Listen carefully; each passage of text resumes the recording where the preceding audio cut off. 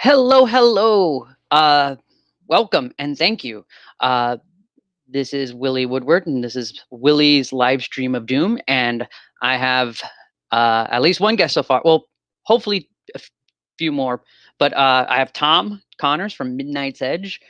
Uh, so our okay, so our first story, folks. What we'll cover is this. Oops, that's right. I got to do it from the share screen. Is this one, and I'm gonna share the Chrome tab, and it's okay.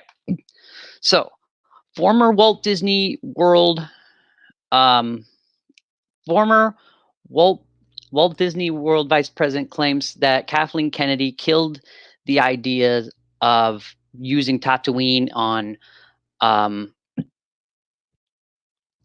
using Tatooine on Disney's oh my god, Star Wars land.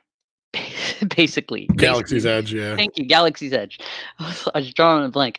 And the reason why this is important, the reason why I wanted to get you guys' opinion on it, is because this was the big critique for having, this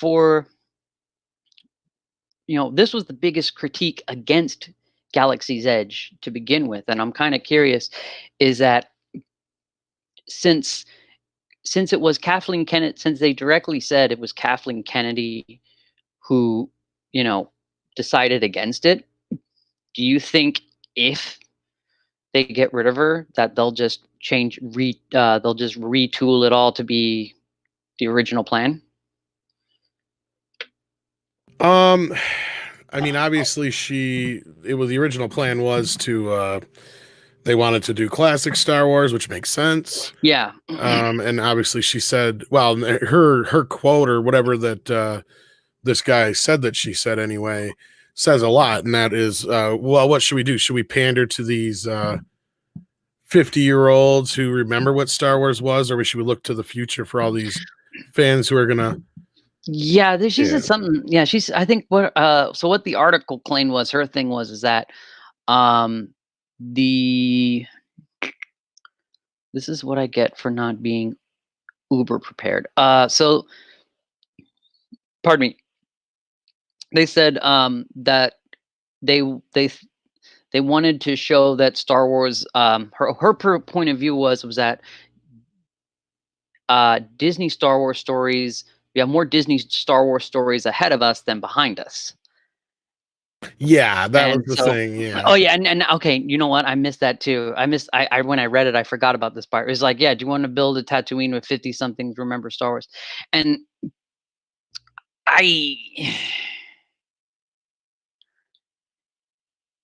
yeah, I mean, it clearly speaks to what her agenda was. And I mean, okay, from a certain business point of view, I get where she's coming from, but it's those 50 to 30-year-olds who are going to be taking their kids to this place and their kids to these movies and all this other stuff. And then clearly they have no clue who their audience is, or at least obviously Kathleen Kennedy does, or we clearly see what she thinks of us now anyway. Well, yeah. I mean, there's so much evidence of like showing of how much disdain Kathleen Kennedy has toward the fans of Star Wars.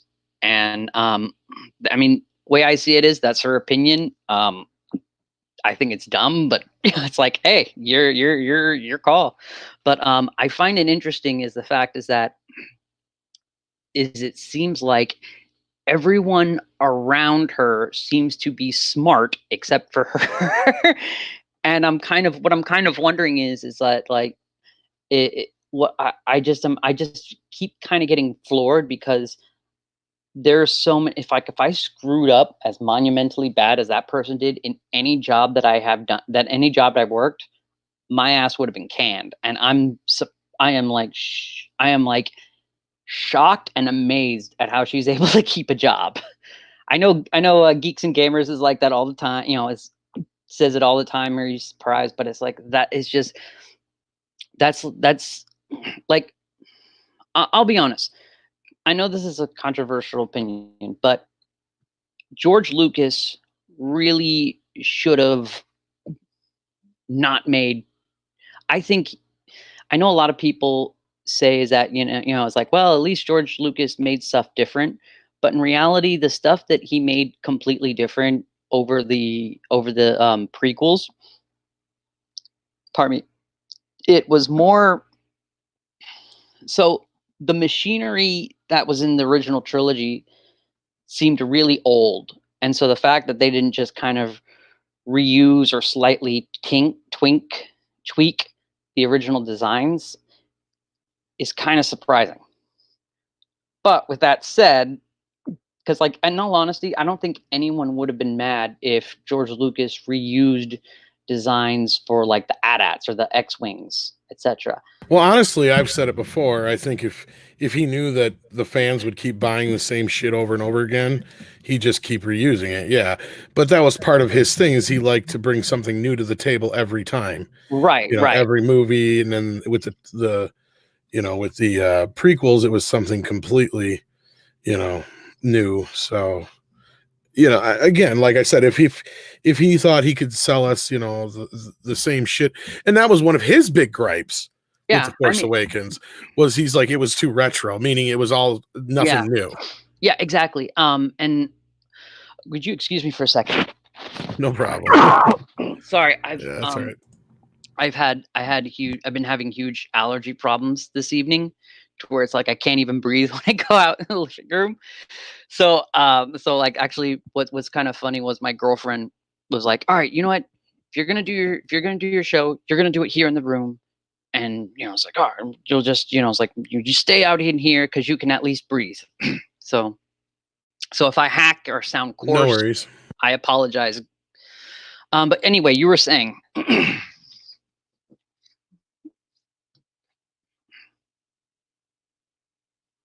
Oh, about which part? So yeah, you were saying how George Lucas said it was too retro. Oh, yeah. He didn't like the Force Awakens because he didn't think they brought anything new to the table. It was too retro, and I don't even think that has anything to do so much with them not using his treatments. But it was something that George Lucas always felt very strongly about, was each film bringing something brand new to the table, story wise, character wise, toy wise, if you want to look at like the ships and stuff like that, and some of the figures and characters, and then also the special effects aspect of it. He always wanted to show us something new we'd never seen before. Right, and I, to be honest, I think that was, I on the one hand, I know I'm probably sounding like I'm backtracking. On the one hand, I kind of respect it, but on the other hand, it's kind of, it's kind of like, I mean, all right, let me see if I can phrase it in a way that's not stupid.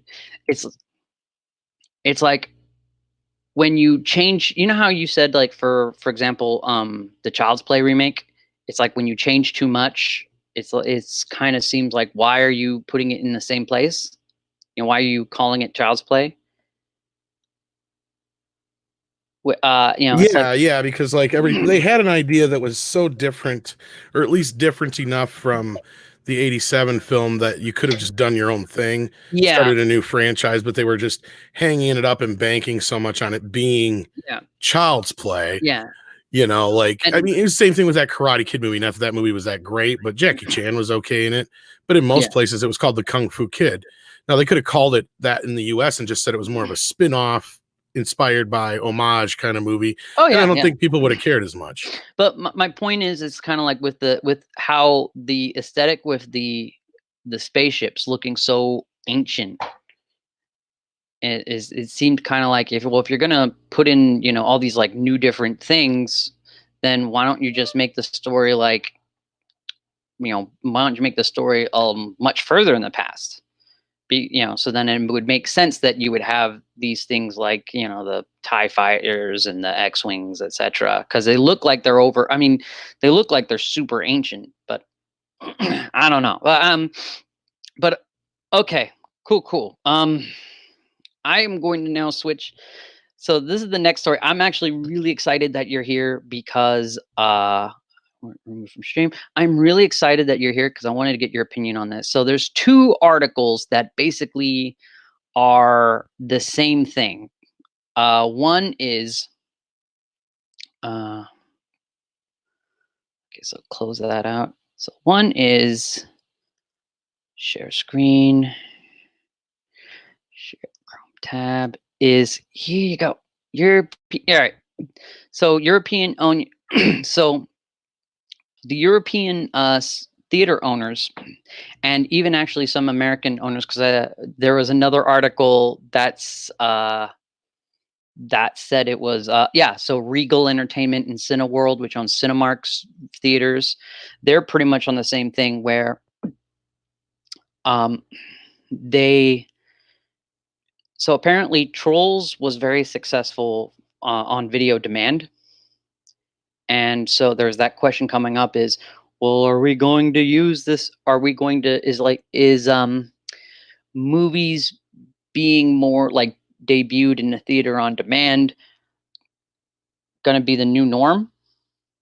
Or is it just a thing of like, well, in this one time, in this one situation, sorry. And Yeah. yeah, the theaters are kind of what I noticed in the articles when I read it is that well, I'm sorry, what do you think, Tom? Sorry. Well, it was an interesting turn of events because we kind of covered this story in two parts, sort of. Initially, like 3 weeks ago, I think it was, we did a story about Trolls 2 is coming to streaming, but don't expect to see like Wonder Woman or Fast and the Furious or Black Widow on streaming anytime soon. And there, we had a good reason for thinking this, and we kind of went through the history of the whole streaming wars back through how home video began and Right. how that kind of separated this new revenue stream for the studios after a movie went to theaters. But now we've gotten to this point where people keep saying, oh, theaters are going to die, digital's going to be the thing, they're going to be able to just go straight to digital. And I'm not saying that's not a plausibility, but there's still a lot to factor in there that a lot of people, including I think Universal, didn't think of when they made this statement that they were going to no longer just have films go to theaters, but they were going to go day and date with video on demand. And notoriously in the past, anytime studios have discussed this or talked about this possibility, the theaters have shot it down wholesale because they don't want any kind of competition like that. It'll just basically, eat away at their, all their, it wouldn't, the system as it is now is in place so that a movie makes its lion's share of money in the studios. You have the secondary rental market, Right. and the sale market once it hits home video. And there's a lot of hoops that are not being jumped through here to where a situation like this with Trolls, I think it was very premature for Universal to make this call. And then, of course, AMC and Regal have fired back since they've decided to do this. Right. And I want to add just to add context is that Universal was kind of dodging around this too, saying like, "Oh no, we're not going to do this. We're not." Yeah, they really kind of bull-faced lied to the theater industry because that was what our video covered, was that as far as the theaters knew, this was just because of the pandemic. This was nothing more. But as we alluded to in our video, this could very well be a dry run. I mean, we did not expect this kind of a move right away, though. This is very, very unexpected. Yeah, I agree. Because what they were saying in the article was like, oh well, hey, we'll just reduce the time between movie in the theaters and being on demand or on video. And what kind of struck me is it's like, well, if that's the case, then why are they going to go deal with theaters in the first place?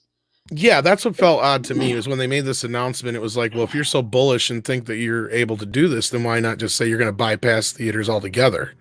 Because I know they're not, that this is not a stable enough situation yet, but I think they think they're clever. And I think Rob and whoever else was on the show earlier tonight pointed this out too, is like, they probably seen this as an olive branch to the theaters, and the theaters are not going to have any of it. Because this is something that goes back years.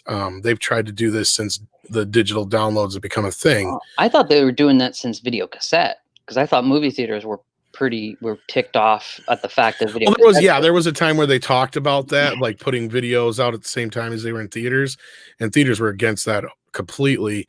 So that's why there was the window. And then the window kept shrinking once DVD came around, because it used to be you'd have a theatrical run, which is roughly 4 to 6 months. Right. And then you'd 6 weeks. I heard it's general from what I remember from school. It's like it's generally 6 weeks in theater. That's now, yeah. Yeah. Actually, but like back in say this pretty much from the beginning of, well, up until home video existed, a movie could play as long as it was popular. Right. But once home video existed, you had roughly, and this all depended on how popular the movie was in theaters. Like a movie notoriously like Roger Rabbit didn't come out on video for over a year. E.T. took several years to get to video, but that was just because Steven Spielberg was resistant. But at the same time, my point is this, is like, a movie was allowed to play in the theaters until it was done.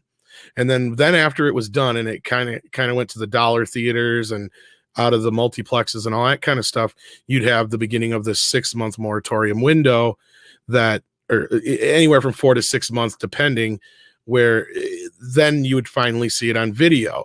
And then after it would go on video, it would go on to the video on demand for like the old cable systems. And then the next step was cable television, like HBO and Showtime, which was always a year plus a month or two sometimes. Right. Generally, depending on how popular the movie was, again. Right. Generally a year from initial release, if not 6 or so months from video release. But generally it was a straight up year from when the movie was in theaters, it would hit HBO or Showtime.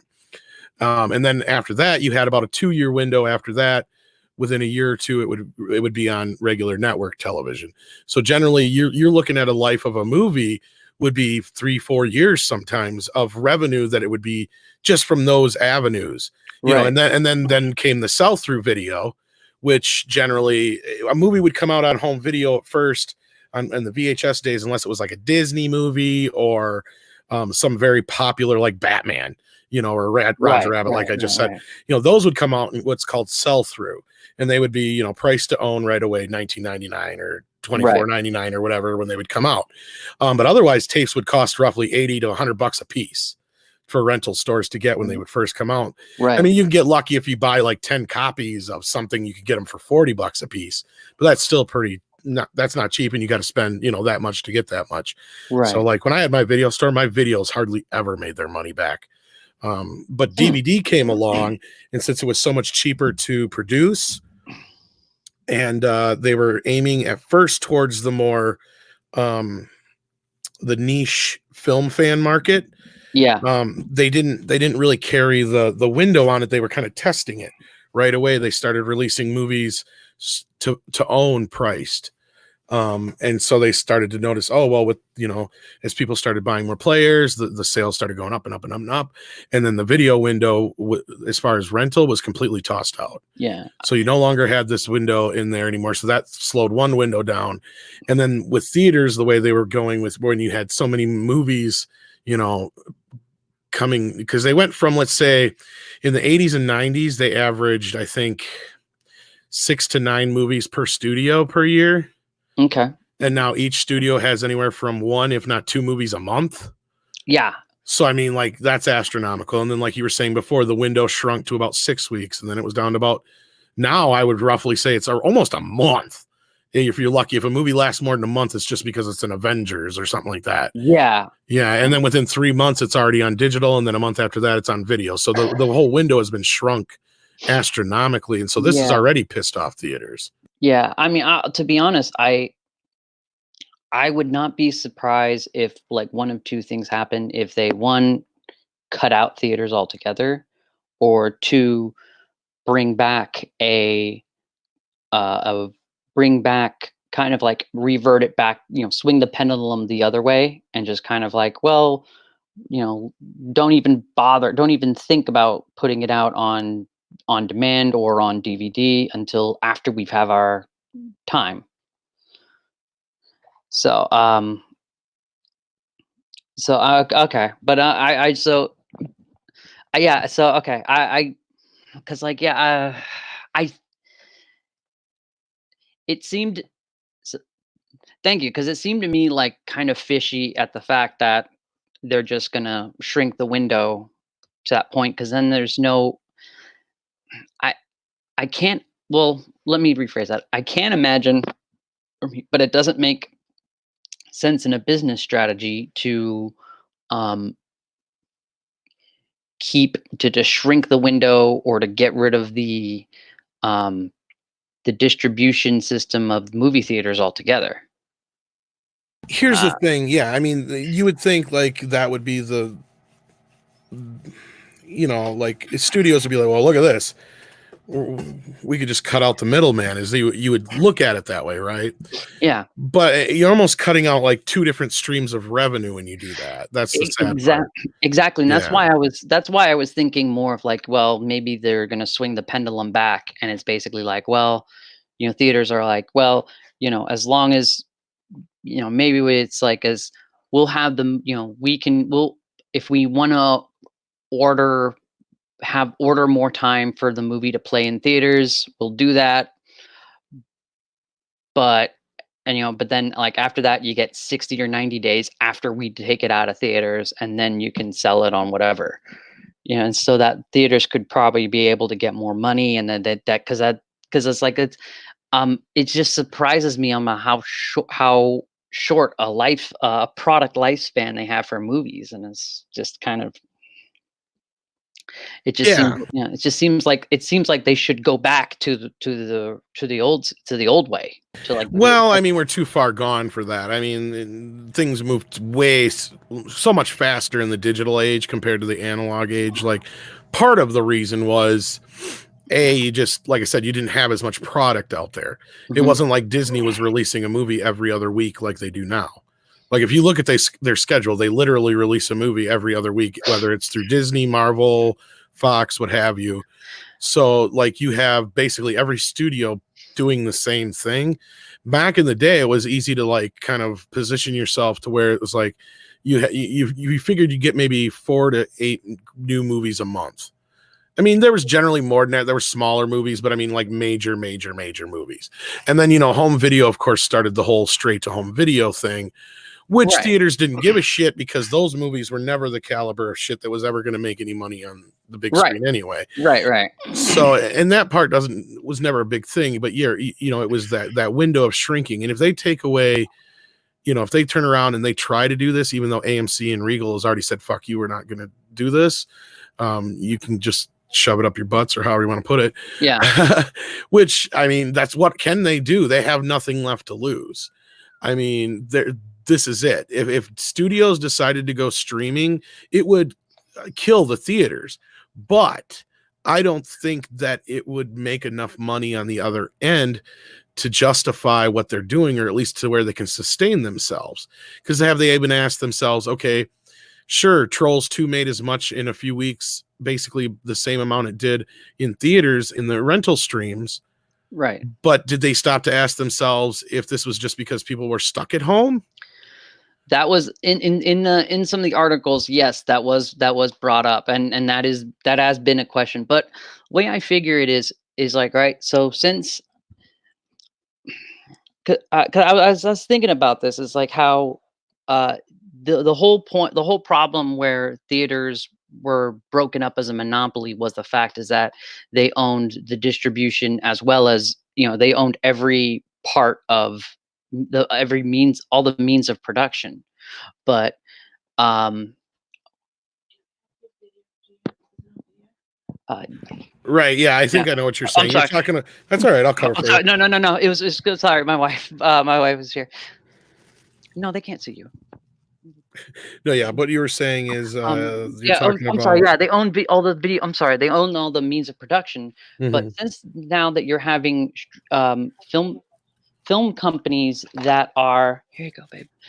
Film. Okay. Oh yeah. Go ahead. I'm blocking you. So I'm I'm sorry. But now that you're having studios such as like even Netflix and now Universal and Warner Brothers and all that other stuff owning their own streaming service, to me it seems like they could probably do the thing where it's like all those lower budgeted movies they could probably put on the streaming service, and then the ones that they think they can really make money on, they can put into theaters and let theaters like order it, pardon me, for as long as they want. And then like, doesn't that, I mean, I don't know. It's just, it seems like since it seems like they could probably have it both ways where they could go back to how it was, but at the same time, um, still, make money off, still make the absurd amount of movies that they make. Maybe the only way this would work though is if they like completely cut out the middleman, and that's where we get to a point where everybody has their own streaming service. And because you're still, even if you're doing it digital rentals, they still got to pay a certain amount to Apple or Amazon or Vudu or whatever Right. for hosting the platform. And like I brought up on the show earlier on After Dark, like what are the chances of somebody actually watching it again? The whole point of movies like Endgame and any Star Wars movie or anything like that making the kind of money they do, or what they bank on anyway, no pun intended or pun intended, however you want to take it. That's I don't okay. really It's all care. right. It's all right. It's all right. The way they bank on it is that you're going to go more than once, and you're going to take your buddies and your family and all that kind of stuff. And that's hundreds of dollars in revenue instead of just one slap shot of $20 in a 48-hour period where Yeah. like Scott from Sporking News was saying earlier, they rented the Trolls movie. Their kid watched it like 9 times in that 2-day period. Chances are she's probably not going to want to watch it again for a while, Right. So, I mean, and what are the odds now of somebody actually buying it? That has gone out the window because they had the opportunity to watch it several times in 48 hours. They might have got it out of their system. You know what I mean? No, You exactly. know, Well, that's why it's like, because my gut tells me they'll probably try to remove the theaters from their process, but at the same time, it's like that's one of those other reasons of why I think it's like just dumb as all get out if they do that. But it seems like they are considering it. it would make sense for the consumer, and on its surface it makes sense to the studios, but I really still, unless here's the other side of it though. For Mhm. them to make up not making so much money, sure, this works for them, but are you going to pay $50 to rent Trolls 2? No. Exactly, because that's what's going to end up happening is if like the next Avengers movie comes out and it doesn't go to theaters and they have to recoup that money on streaming, it's I going to wouldn't. cost $50 to rent it, I bet. Yeah, or well, Okay, there's a you know better what? question. Would you I'm trying to remember because like Fandango had a thing on it where you can Fandango. I think it was like when Trolls 2 came out, they had a thing, and I'm trying to remember how much they charged for the tickets. But yeah, you're right. I mean, it's what because I mean, because the thing is, it's a little different to say, okay, yeah, you'll spend $50 to go to the theater, but you're paying for the experience. You're paying exactly. for the date night. You're paying for the amenities. You're paying for the all that extra stuff, and it is different to go see a movie in a theater. But we have reached a time where it is cheap enough for somebody to almost create that theater experience at home. So again, I start to question, like you, the Hmm. validity of having a theater, but in the end of the day are that's all I can see how these theaters, how the studios are going to be able to make the kind of money they want without the theater is to charge so much to rent a movie, and then they're going to try and get you to buy it again. See, Yeah. because I know a lot of people who won't rent stuff per se. They may go see it and then they'll buy it, but they're not going to generally spend the rental price unless they can get it for cheap, or they have like the Netflix through the mail kind of thing. Because there was a lot of people when I would rent, they wouldn't rent, or when I had my video store and when I worked at like movie gallery and stuff, they wouldn't rent movies. They'd come in every week and they'd buy like the 5 movies for $15 or whatever, kind of deal. Yeah. They wouldn't do the other because it was so much cheaper for them to get movies that way than they'd be willing to wait. That's the thing, is a lot of people are willing to wait. Well, So yeah, that's true. Yes and no, because I mean, it's like, and this is why as I far was as like, thinking. unless it's certain Oh, people, like if you got to go see a Star Wars movie, I get that, but that's what the theaters are there for, and that's what they're banking on, and they've already kind of lost that respect of, or not respect, but that aspect of having the movies like, sure, Once Upon a Time in Hollywood did okay, but if that wasn't a Tarantino movie, would it have made any money? right. Well, I mean, this is like, in all honesty, way I see it is that this is the perfect time where they can. So some of those bigger budget movies, they can just kind of keep it in theaters for as long as they want, and then like, okay, so 90 days after we decide to buy it, as long as keep renewing it in our theaters, however long we want to do that, you can put it on video on demand and just basically withhold it for a long period of time, because there's a lot of people who are like, oh, I'll just wait till it's on video. Oh, I'll just wait till, like, I'll be honest, there's a lot of, I didn't even bother to see Invisible Man until it was kind of out on video. And even when they were having to do it, you had to pay $20. I'm like, I'm gonna wait till it's cheaper. Screw that Which you noise. were smart, because it didn't take long for him to do that. And that's the other thing, is how long are you going to keep doing stuff like that before people get pissed? Exactly. Well, I mean, that's what I'm saying. It's like, that's why it's kind of like just, that's why I see them just kind of like just withholding and waiting, and just, some of their other stuff, just kind of dump it on their streaming service. Here's the thing, is people, you see, like I said before, somebody will see going to the theaters something different than watching something at their home. And Yeah. unless they're going to offer something right away for sale and you can buy it and keep it, nobody's going to pay $50 to buy something, let alone rent it. And if Right. somebody pays $20 to rent it, and then it doesn't go on sale for another 3 weeks until afterwards, like, you said you waited for Invisible Man to go on sale instead of Mm-hmm. renting it for the same damn price. Mm-hmm. That's the point, is how many people are, I'd be pissed if I rented something for $20 and then 2 weeks later found out I could have bought it for the same price.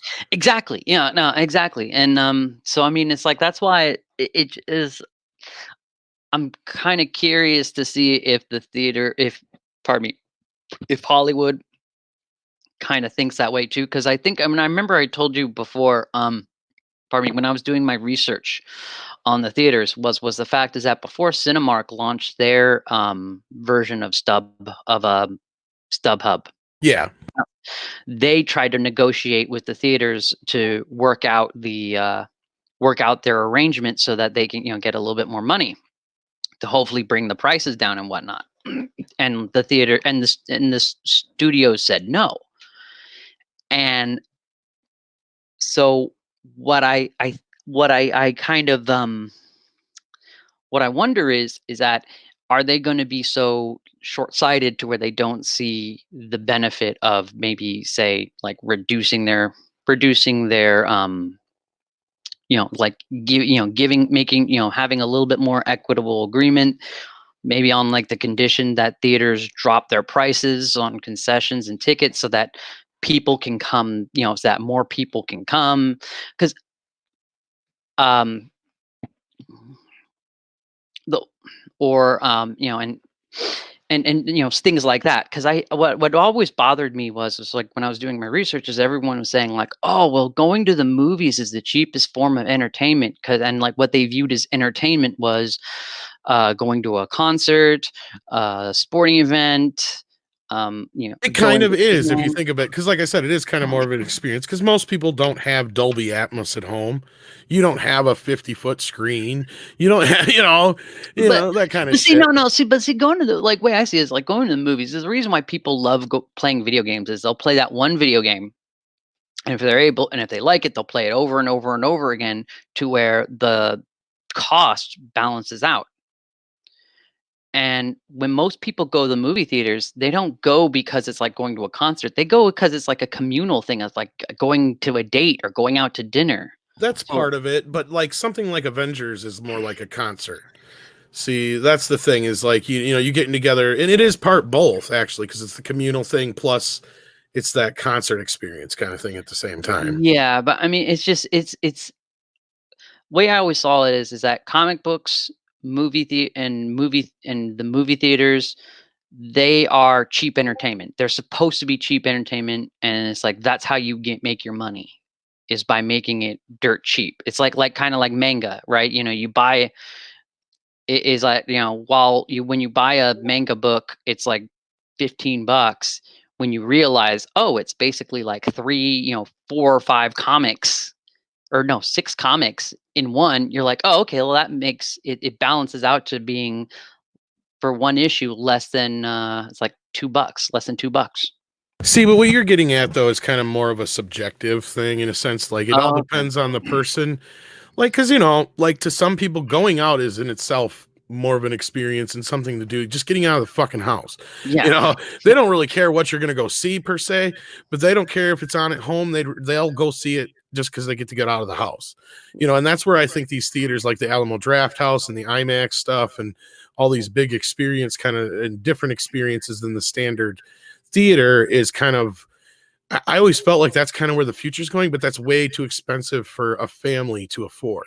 Right. And the basic standard theater experience that AMC, Regal, and some of these other theater chains offer, it may not be cheap, but when, you got a family of say 4 or 5 and you want to go to do something, to go to a concert, to go to a sporting event, to go to anything like that is going to be astronomically too expensive to go do, but a movie is doable. That's what Exactly. I think Yeah. people are getting at when they say that. Maybe because all right, like for example, I saw Birds of Prey in a movie theater where it was like a restaurant movie theater. It had like the ushers were basically like waiters. Yeah. And that was great for a date night. If I had kids, Exactly. that'd be a fucking nightmare. That'd be Exactly. fucking And that's not what expensive. that's for. Exactly. Yeah, That and experience is built for what you just said. And I think when people say that movie theater, going to see a movie in a theater is the cheapest form of entertainment now, it is true in a sense, like I said, because like I said, you pay 100 and some bucks a pop to go see, a local baseball or, your state baseball team or whatever, mhm. compared to, 5-10 bucks a piece to go see a movie. That's a big difference. It's not as cheap as it used to be to do anything. And going to a movie is still astronomically cheaper than most things. I mean, even the price of just going to see a ball game compared to when I was a kid has gone up so high. I mean, Yeah. yeah, we compare the prices with theaters and we're like, oh, they're so expensive. It's like, not really. They're with inflation and what they offer, it's comparable. It all depends on when you go. Like I said, some places they even have like $5 Tuesdays, or what you were just talking about with the card systems.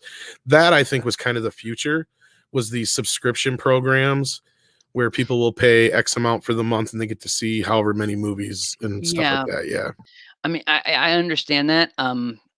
It's just one of those ones where it's like I don't like honestly, I don't see I don't see that system catching on with a lot of people because um is like especially like if you're a parent and you're bringing kids, it's like you're not guaranteed to see a movie once a month.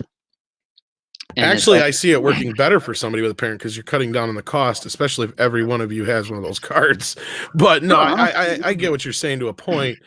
You're not always going to use it. And I had Movie Pass and I got rid of it, besides the fact that the shit just didn't work right half the time, is I Yeah. only used it like once and I paid for X amount of months. And yeah, so they got a ton more money out of me than it would just cost me going usually. You know what I Right. mean? And then you also ran into certain problems with premieres and stuff like that. But depending on whatever your poison, pick your poison as far as like these programs go. These were the one things though that I think were kind of keeping the theaters afloat to a point where AMC was doing really well for a little bit with that. Yeah. Well, that's the thing. It's like after the so you heard of like the MPAA's they have a theme report where it has like a bunch of how it has like a bunch of graphs and stuff of how they've done, like how much money has gone and how much money has been made in y- um in like theaters and in home video, etc. Right. So after that came out for this year, it came out in March this year, but it covered last year's. It covered 2019, and there was no data on how well those subscription services went. And I even looked around too, and it's like the theater in all sorts of articles by Variety. There was just they would just say is that the reason why there was a record year of movie of movies in the theater, of money in the box office was because of the tentpole movies like Lion King, Aladdin. Yeah, last year was a record, even though people have said, movies are going down. I've caught a few people off guard by telling them, no, actually, we had a record year last year, is exactly what you just said. Disney alone had Aladdin, Lion King, Captain Marvel, Endgame, and Star Captain Wars: Marvel Rise of the didn't do Stars. that well though, because they It said did well enough that in the numbers overall, I mean, no matter how you want to shake it, because I hate the fucking movie. Yeah. It still did well enough that they add that onto the pot. It did. The theater industry did $42 billion in revenue last year. Right. Well, I see the, like, I'll be honest, my whole opinion. Good night, Kitty Bear. Thanks for coming. Take care, buddy. See, my whole thing was with, like, because in when I was looking through Variety and stuff, is like what their first quarter at the end of March, which included Captain Marvel, was still continued that downward trend. And it wasn't until you had Endgame, until you had like the more summer movies like Endgame, actually not even technically Aladdin, because they were still claiming that, it was like, because they still, when that article about how Men in Black International tanked, Aladdin, I think, came out already, but Lion King and Endgame didn't. So, so it's like, yeah, I think it's more of the movies than the, but I think it was more of the movies that kind of just brought it up to where it made it like a once in a lifetime type thing. Well, and that's what they need to keep doing, kind of, to a point. I mean, it's hard to keep it at that fever pitch. I get it, Yeah. but But going back to my point though, plus we had Joker and a few other ones last year. Yeah, exactly. I forgot about Joker. Yeah. Yeah, it's like, so they had all those movies. But my point going back to it was that it was very funny how they did not mention how their subscription services did well, because you'd figure that would be, you figured that would be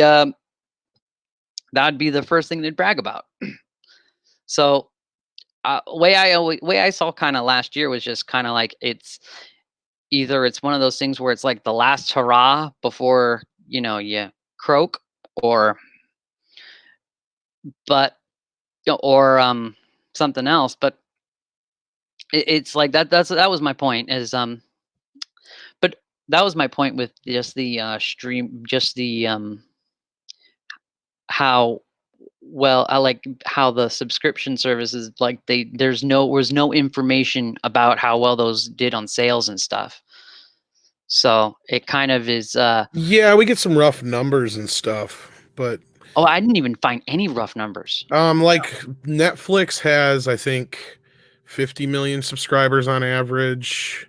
Well, I meant like stubs, like stubs, like AMC stub list or Cinemark's thing, and like on those subscription services. Yeah. I think those just count as regular ticket sales, because then it just goes through a program. Because that's how a movie. I never had the stubs, but I had Movie Pass. Yeah. And what I would do is I would just go through the Movie Pass app and say I'm going to go to this movie at this time, and it would just put that amount of money on my card, and then I go run it through like a regular credit card, and then like it works like a coupon kind of situation. Is what I knew. Okay. So I'm sure the way it works around is it just counts as like another sale. Like another ticket sale. Yeah. Kind of like Fandango. Okay. Yeah. Yeah. So I mean that kind of stuff was already kind of calculated. I thought you meant like Netflix and all that. No. Okay. So I'm. Yeah. Okay. I'm gonna go and end out this one. So this is very interesting. Is the Chrome tab. So the Oscar. So I figured that there you go. So I figured that the Oscars would basically cancel because of the coronavirus. Well, because of the pandemic. But apparently, they're just adjusting their rules to what is considered plays in movie theaters. You know how there's like, I think it's like you have to be in a theater for 2 weeks in any of these, in some of the specific cities. Right, and that kind of goes, kind of is like, almost like a tie back to what we were just saying, is I was going to kind of end up that last conversation with what is, at what point do we kind of start to curious as to what constitute an actual motion picture and just, a regular old straight to video TV movie kind of thing anymore? Yeah, their whole thing is in Yeah, this. because there's rules. Yeah. Yeah, their whole rules is that if it planned to have a theatrical release, but it didn't because of the pandemic, then it can be considered for an Oscar. And then they opened up the cities too to Chicago and a couple other cities than than New York and LA. And what I find was funny is that they were in the article, they were very adamant to make sure that this is only a one-time thing. We're not going to do this for all movies. And so I kind of find it funny in a way of how the actually I'm going to take this off now. I kind of find it funny in a way how it's how much it's kind of like it's working in a way where it looks like things are going to be coming more toward what's considered a motion picture is I think like I would say in about maybe 5 years, I think the idea of what's considered a motion picture is going to change. And it's like things of streaming and stuff is going to be and it's like I think like hear me now, quote me later. I think streaming services like Amazon and Netflix, they're gonna say it's like, oh, well, if you're a motion picture where it's like you're at least 90 minutes and you premiere your thing on Amazon Prime or Netflix, then you can be considered a motion picture. Or if you like, I have a feeling it's going to turn more to that direction. Yeah, I'm sure they'll find a way. And you're probably not wrong. I was figuring, yeah, that 5 to 10 year window is where I was looking at things were going to change. This has probably pushed things a little faster. Oh yeah, Again, even though we kind of predicted this thing could have happened with Regal and the theaters, standing up for themselves, just them doing it now and Universal making that announcement was weird. As far as the Oscars go, I'm not surprised outside of the rule factor because mm. most of the people who vote end up getting Oscar copies anyway. Yeah. So Oh, yeah. They also said too that it has to go directly to them to their. So I guess they have like their own version of. They have like a Netflixy type thing yeah, I don't know if where they you. started that last. I think they started this year, or they're gonna. I don't know, but apparently it has to Yeah, go through them. It has to be played on them and there as well. So yeah. which isn't the dumbest thing because they used to just send out screeners. Oh yeah, I know. And if I heard about this, I didn't know if they. I don't think they implemented this last year, but it sounds like they are this year, which makes sense. It's just basically like a streaming service, and Yeah. if you're an Academy member, you sign in and you watch your movies through there. Yeah. Well, I remember they were talking about it for a while because when I went to school, one of my teachers was a former film producer, and he was actually in a producer for the Nightmare on Elm Street movies, like at least the first three. Like his name's actually like on the thing for the Well, third what's one. his name? Gerald T. Olson. Oh, okay. I don't know who he is offhand, but No, okay, but cool. yeah, he was considered so throughout. So from what I've told from what I was told in like the first two Nightmare on Elm Street movies, he was basically the executive in charge. So he'd basically be in charge of running the set. And in the third one, he was in charge of running the set, but they also gave him another executive producer credit on top of it. And that's like the only one of the Nightmare on Elm Street movies where he got that credit. But he did Cool. a bunch of other ones. Anyway, he was telling me how because since he's on the thing, he gets the screeners and and I think somewhere around I want to say 2013, maybe 2000 not 2013. Yeah, 2013, 2014. I was thinking I said 2003. I was like, wait a minute, that's not right. Um, he said that the academy was kind of shifting toward there. So it's like I'm pretty sure they've been doing it for a while. They've been doing it for some time, if not now. And that was the whole point of that story. I wasn't trying to name drop, but yeah. that but yeah, and so that's so it's like I have a feeling what's the kind of the definitions is gonna. I have a feeling this is not going to be as temporary as they make it out to be. I think I have a feeling that more and more it's going to turn more into a thing of like, well, if it's on Netflix or if it's on Amazon Prime, it's I have a feeling they're going to be more loose on how long things can be in theaters. Yeah, we'll have to see how that goes. It's going to be interesting to see what happens Yeah. in the coming weeks and months. So, but yeah. Okay. I have one more story, and I'm I don't mean to be mean, and I'm not gonna lie to you, Tom. Um, I figured I was kind of hoping some of the other guests who said they would come because it's more up their alley than up your alley. But here you go. So I mean, I would not be surprised if you said I don't care. But I'll do my best to engage. I mean, it's not so much that if I don't care, but so basically, there's anime. This anime video game pinup artist named Sakimi Chan was so he they in this so there was accused of being was basically bullied on Twitter. For lack of a better, because he was they were doing a tweet about how with like body shapes, and they basically did this like one like a more curvy body shape or thin body shape, etc. And he just got, or they just got, I don't know if it's a man or woman. They just no, it's a guy because Chan in Japan, yeah, he's a guy. So basically, this guy drew these pinup art and was not and basically got and basically was bullied. And here's some of his art. I did a Google search of it so you can kind of see how his art works. He does like a lot of pinup stuff, a lot of pinup drawings of mainly anime characters. So yeah, so that's so you and I I find it funny because it's like the idea of being fat phobic. That's just to personally speaking, that's just dumb because no one's fat. It's like fat phobic means that you're afraid of fat people. It's like how can you be afraid of fat people? That's kind of comes off ridiculous. But I find it interesting how this guy was basically being bullied by Twitter.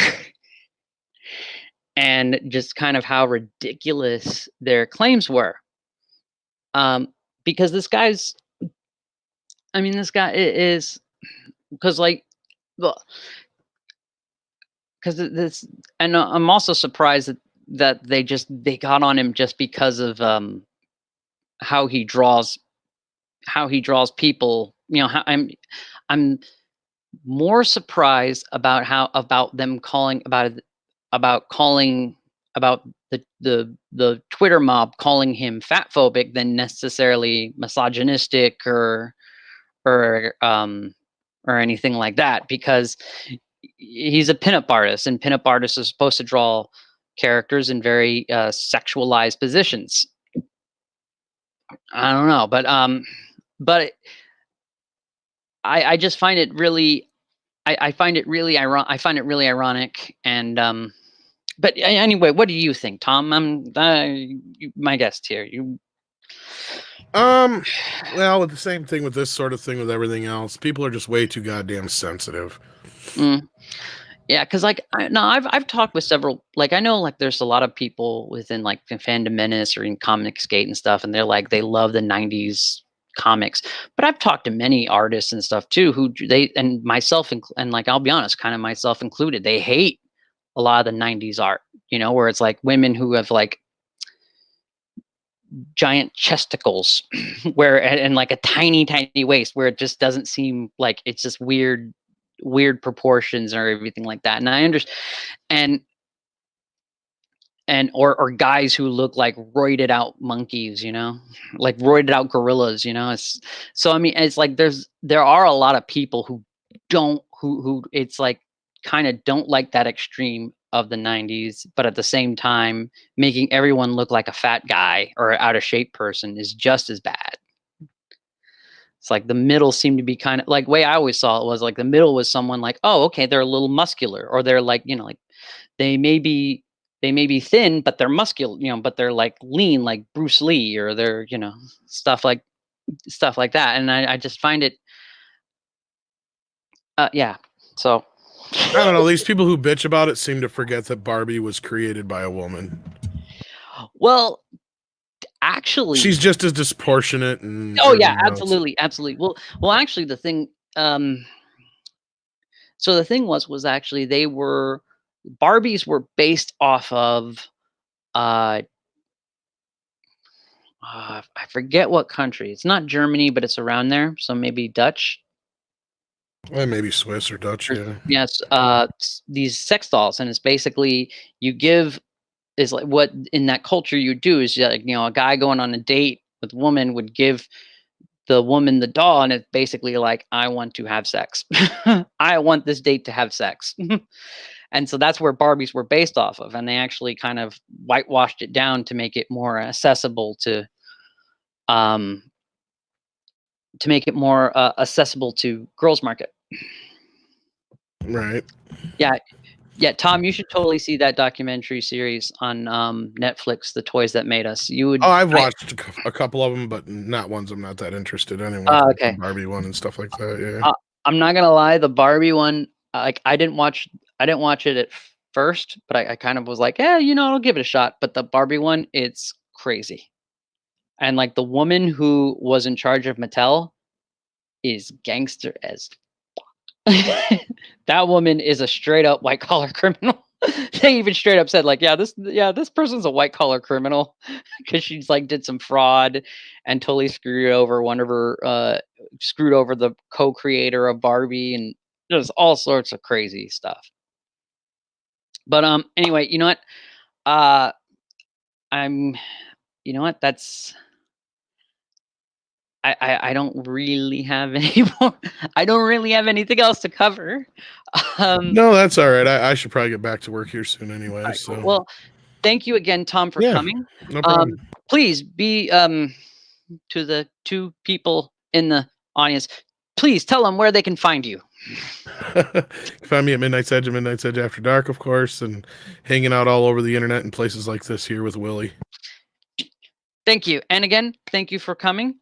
You guys take care and have a good one. Have a good night.